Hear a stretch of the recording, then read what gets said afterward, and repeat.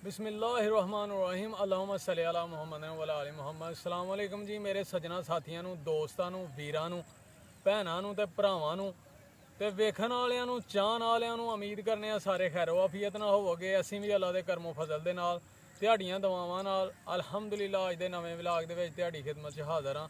ते अज दा व्लॉग करने आ जी स्टार्ट। ते रमज़ानुल मुबारक माशाअल्लाह जी, माहे मुबारक स्टार्ट है जी अल्हम्दुलिल्लाह। ते रोज़े अपनियां रहमतां लैके आए दे ने, ठीक है जी। ते ज़्यादा से ज़्यादा अल्लाह ताला दी इबादत करो, रोज़े रखो, नमाज़ां पढ़ो। ते दोस्तों अज तुहानूं असीं दस्सना है कि अतल कुरसी दी किन्नी फजीलत है। ते अतल कुरसी पढ़ के इंशाअल्लाह सनाने आए हैं अल्हम्दुलिल्लाह। ते पहले असीं अतल कुरसी दी तलावत करने आं, बाद तुहानूं ओहदी फजीलत दस्सने आं अल्हम्दुलिल्लाह।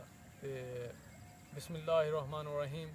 अल्लाहु ला इलाहा इल्ला हुवल हय्युल क़य्यूम ला ताखुज़ुहु सिनतुन वला नौम लहु मा फिस समावाति व मा फिल अर्ज़ मन ज़ल्लज़ी यशफ़उ इंदहु इल्ला बिइज़्निहि यअलमु मा बैना अयदीहिम व मा खल्फ़हुम वला युहीतून बिशैइन मिन इल्मिहि इल्ला बिमा शाअ वसिअ कुर्सियुस समावाति वल अर्ज़ वला यऊदुहु हिफ्ज़ुहुमा वहुवल अलियुल अज़ीम।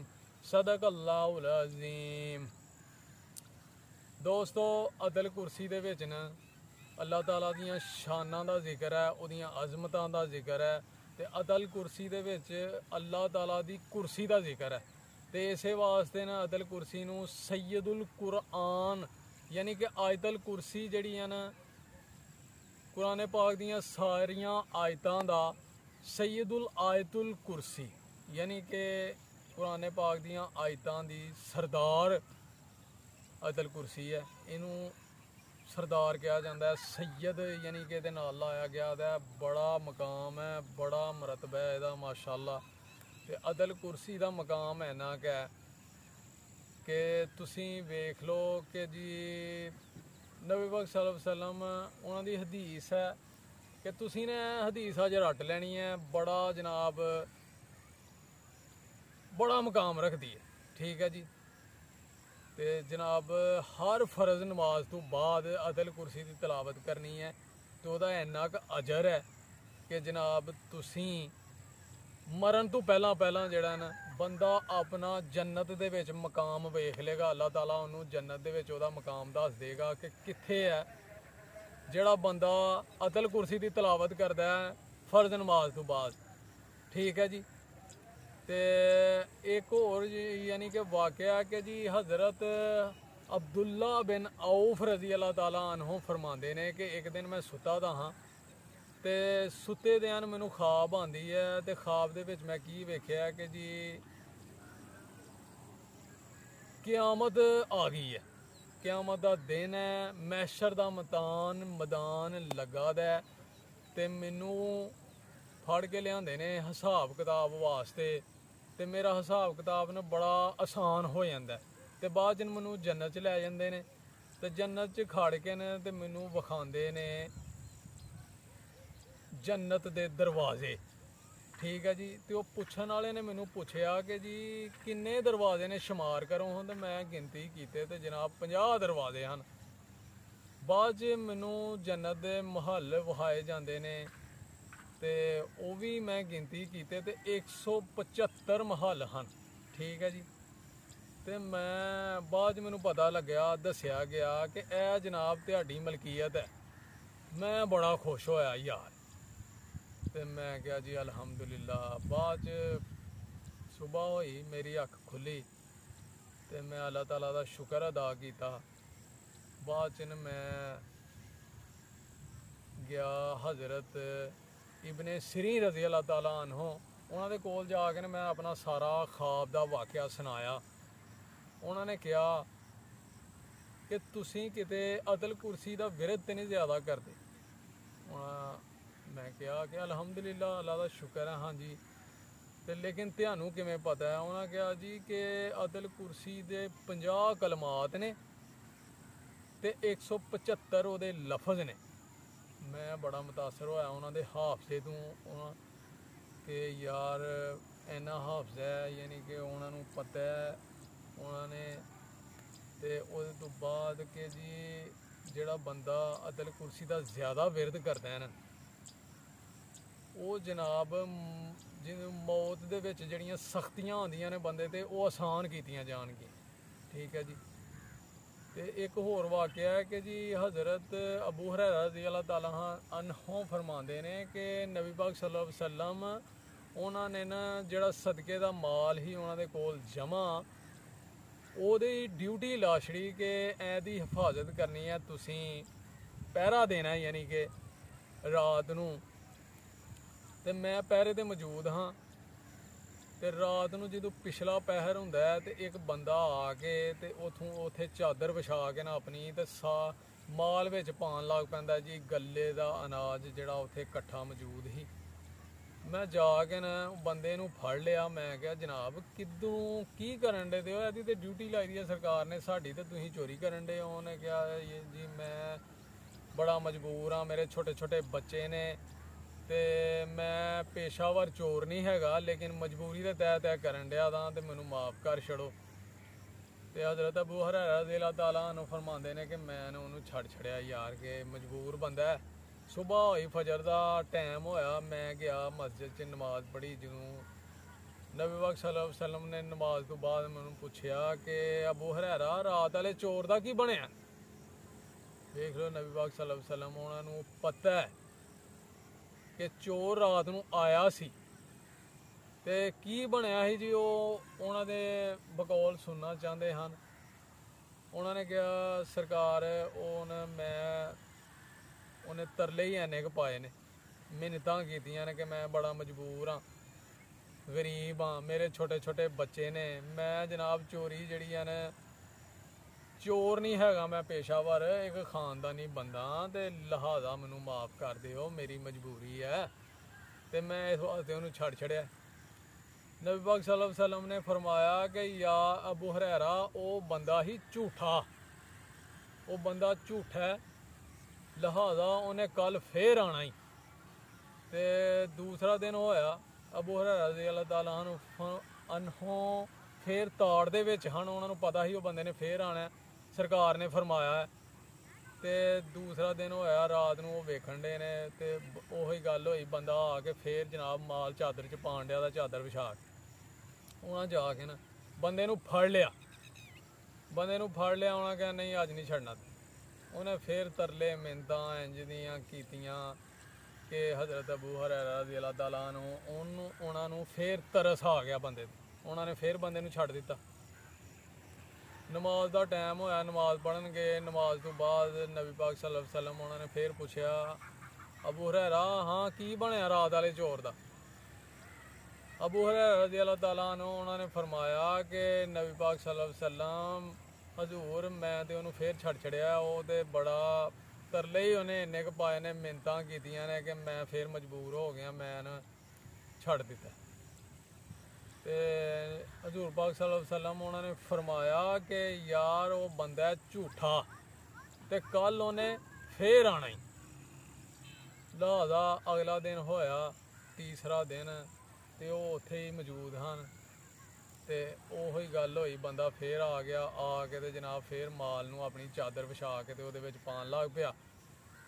ਤੇ ਹਜ਼ਰਤ ਅਬੂ ਹੁਰੈਰਾ ਰਜ਼ੀ ਅੱਲਾਹ ਤਾਲਾ ਨੂੰ ਗਏ, ਜਾ ਕੇ ਨਾ ਉਹਨਾਂ ਨੇ ਉਹਨੂੰ ਬਾਂਹ ਤੋਂ ਫੜ ਲਿਆ। ਉਹਨਾਂ ਕਿਹਾ ਅੱਜ ਨਹੀਂ ਬਾਈ ਤੈਨੂੰ ਛੱਡਣਾ, ਅੱਜ ਨਹੀਂ ਛੱਡਣਾ, ਜੋ ਮਰਜ਼ੀ ਕਰ ਲੈ। ਉਹਨੇ ਕਿਹਾ ਜੀ ਚੋਰ ਨੇ ਕਿ ਸਰਕਾਰ ਮੈਂ ਤੁਹਾਨੂੰ ਇੱਕ ਵਜ਼ੀਫਾ ਦੱਸਣਾ, ਜੇ ਤੁਹਾਨੂੰ ਆਏਗਾ ਪਸੰਦ ਤੇ ਮੈਨੂੰ ਛੱਡ ਦਿਓ, ਤੇ ਜੇ ਨਾ ਆਏਗਾ ਤੇ ਫਿਰ ਨਾ ਛੱਡੇ। ਲਿਹਾਜ਼ਾ ਉਹਨਾਂ ਕਿਹਾ ਚਲੋ ਜੀ ਦੱਸੋ ਵਜ਼ੀਫਾ ਕੀ ਹੈ। ਚੋਰ ਨੇ ਕਿਹਾ ਜੀ ਕਿ ਜੀ ਰਾਤ ਨੂੰ ਜਦੋਂ ਤੁਸੀਂ ਆਪਣੇ ਬਿਸਤਰ ਤੇ ਲੇਟ ਜਾਣਾ ਨਾ, ਤੇ ਤੁਸੀਂ ਅਤਲ ਕੁਰਸੀ ਪੜ੍ਹਨੀ ਹੈ ਇੱਕ ਵਾਰੀ, ਤੇ ਸਾਰੀ ਰਾਤ ਸ਼ੈਤਾਨ ਜਿਹੜਾ ਨਾ ਉਹ ਤੁਹਾਡੇ ਕੋਲ ਨਹੀਂ ਆਏਗਾ।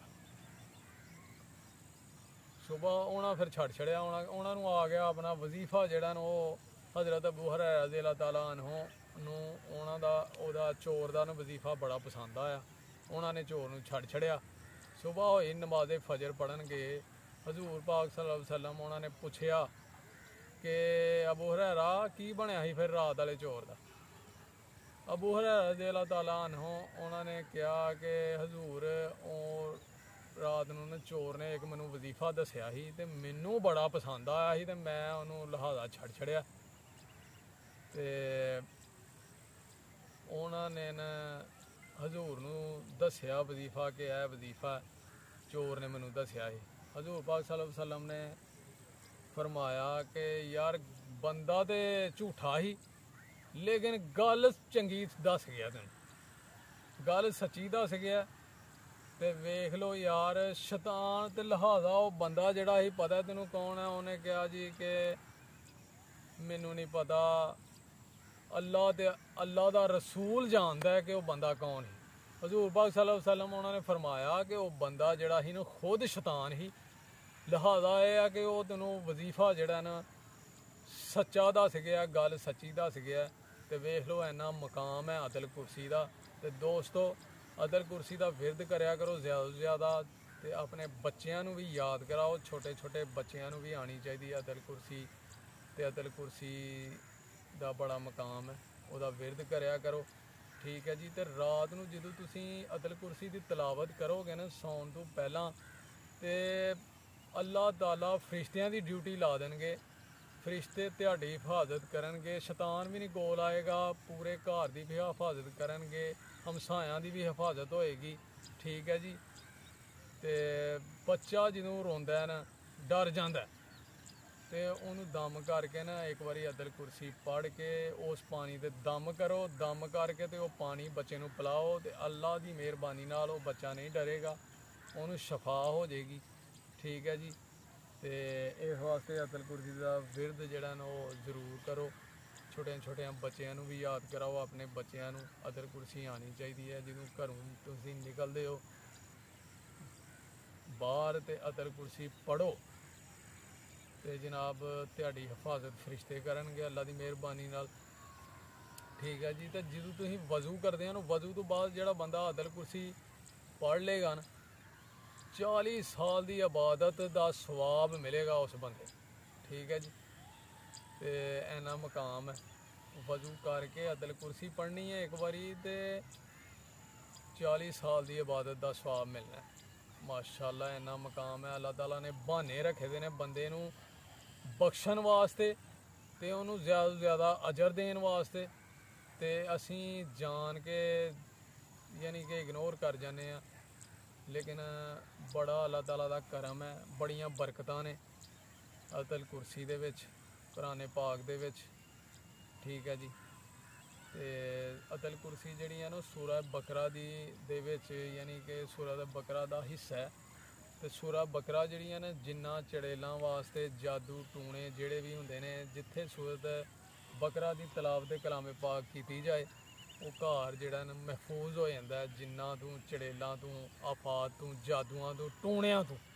तो इस वास्ते सूरत बकरा की तलावत करया करो, तो अदल कुर्सी की तलावत करया करो, ठीक है दोस्तों। तो बड़ा अजर है, तो अज वास्ते इन्ना ही। तो उम्मीद करने कि तुहानूं जरूर पसंद आया होएगा साडा यह छोटा जिहा टॉपिक जिहदे ते असीं गुफ्तगू कीती है। तो इहदे ते अल्लाह ताला सानूं भी अमल करन दी तौफीक अता करे, तो तुहानूं भी, ठीक है दोस्तों। तो अज वास्ते इन्ना ही, तो अज दे व्लॉग दे विच यही कुछ है, क्योंकि रमज़ान मुबारक है, तो इंज दियां गल्लां बातां दसनियां चाहिए जिन्हां दा सानूं पता है कि दूसरे भी मुसलमाना भरावां नूं भैनां नूं पता लगे, तो ज़्यादा से ज़्यादा विरद करन, तो सानूं भी दुआवां च याद रखन, ठीक है जी। तो अपना तो अपने माँ बाप का रखना है ख्याल, तो उन्होंने करनी है खिदमत बहुत ज़्यादा, नमाज रोज़े इबादत करो अल्लाह ताला दी बहुत ज़्यादा, क्योंकि रमज़ान मुबारक एक मेहमान महीना है, तो दोबारा पता नहीं ज़िंदगी च आना है कि नहीं आना, लिहाजा इस वास्ते ज़्यादा तो ज़्यादा ये परहेज़ करो, तकवा अपनाओ, नमाज रोज़े, ठीक है जी, गुनाहां तो बचो। तो दोस्तों अगले व्लॉग च इंशाअल्लाह होएगी मुलाकात, ये नाल ही सानू दिओ इजाज़त। तो साडे चैनल नूं करना सबसक्राइब, तुसीं लाइक करना, शेयर करना अपने दोस्तां नाल, सज्जनां नाल, साथियां नाल। तुहाडे तावन दी सपोर्ट दी बहुत ज़रूरत है, तुहाडियां दुआवां दी। ਤੇ ਸਾਡੇ ਚੈਨਲ ਨੂੰ ਜ਼ਰੂਰ ਸਬਸਕ੍ਰਾਈਬ ਕਰਨਾ ਹੈ ਤੇ ਬੈਲ ਆਈਕਨ ਦੇ ਬਟਨ ਨੂੰ ਜ਼ਰੂਰ ਦਬਾਉਣਾ ਹੈ। ਇਹ ਜਿਹੜੇ ਥੱਲੇ ਟੱਲੀ ਆ ਨਾ, ਟੱਲੀ ਬੈਲ, ਇਹਨੂੰ ਜ਼ਰੂਰ ਦਬਾਉਣਾ ਹੈ, ਕਿਉਂਕਿ ਸਾਡੀ ਨਵੀਂ ਜਦੋਂ ਵੀ ਵੀਡੀਓ ਆਏਗੀ ਨਾ ਉਹ ਤੁਹਾਡੇ ਤੱਕ ਜ਼ਰੂਰ ਪਹੁੰਚੇਗੀ ਇਨਸ਼ਾਅੱਲਾ। ਇਸ ਵਾਸਤੇ ਉਹ ਬੈਲ ਆਈਕਨ ਦੇ ਬਟਨ ਨੂੰ ਜ਼ਰੂਰ ਦਬਾਉਣਾ ਹੈ ਤੇ ਚੈਨਲ ਨੂੰ ਸਬਸਕ੍ਰਾਈਬ ਕਰਨਾ ਹੈ। ਤੇ ਠੀਕ ਹੈ ਫਿਰ, ਓਕੇ, ਅੱਲਾ ਹਾਫਿਜ਼, ਸਲਾਮ अलैकुम। फिर मिलेंगे इंशाअल्लाह अगले व्लॉग के नाल।